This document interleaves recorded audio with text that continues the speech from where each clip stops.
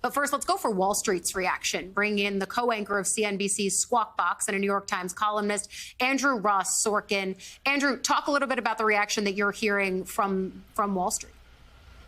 Well, look, I think that Wall Street just wants to get this behind them. The question is whether they ultimately will. The other thing that happened this morning, so you're going to be seeing the markets wobbling this morning. The reason the markets are wobbling isn't so much about what's actually happening in Washington, but what's happening in the job market, which is to say that private payrolls came in at much lower numbers than people had anticipated this morning.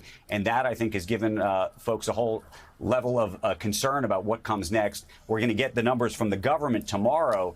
But if they're anything similar, it means that there could be a little bit of a slowdown in hiring. And that may be a function, by the way, of this bill, of tariffs, of everything else that's created this level of uncertainty around where things go next.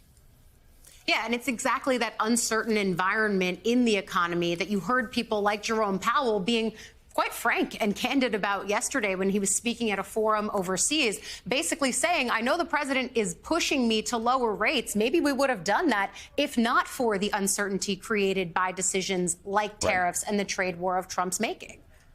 Well, look, the biggest problem that Jay Powell has confronted this entire time is he's somebody who wants to see the numbers after something happens.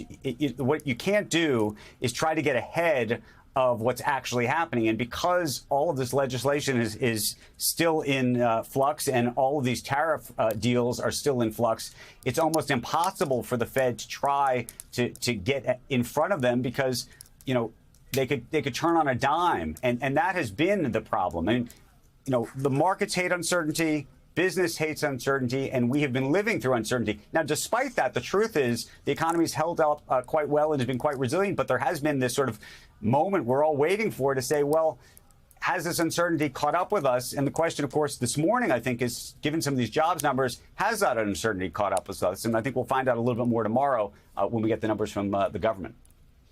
Yeah, we've had several conversations on this show, on my show, about when the economic impact is actually going to start showing up in a tangible fashion. Right. But you talk about the uncertainty for businesses.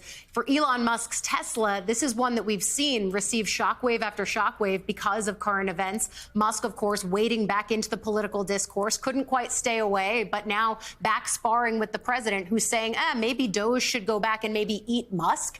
It's an interesting turn of events, and we'll see what happens there. But Tesla is certainly feeling some ripple effects, right?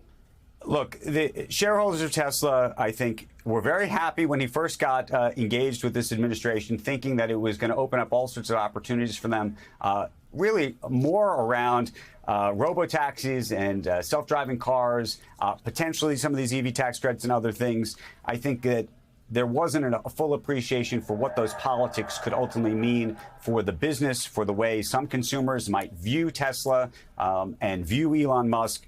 And clearly, that split between them and everything that came before that has created problems for the company. I think shareholders were very happy to hear that Elon Musk was back in the seat, doing the work, and not getting engaged in politics. Of course, he's now back engaged in politics, and now you're seeing the president suggesting potentially that he might weaponize the Doge Group against the man who created it. I think if that were to happen, you're going to see a real impact. But nonetheless, it's still a social media sort of spat, and the question is whether it becomes more than that.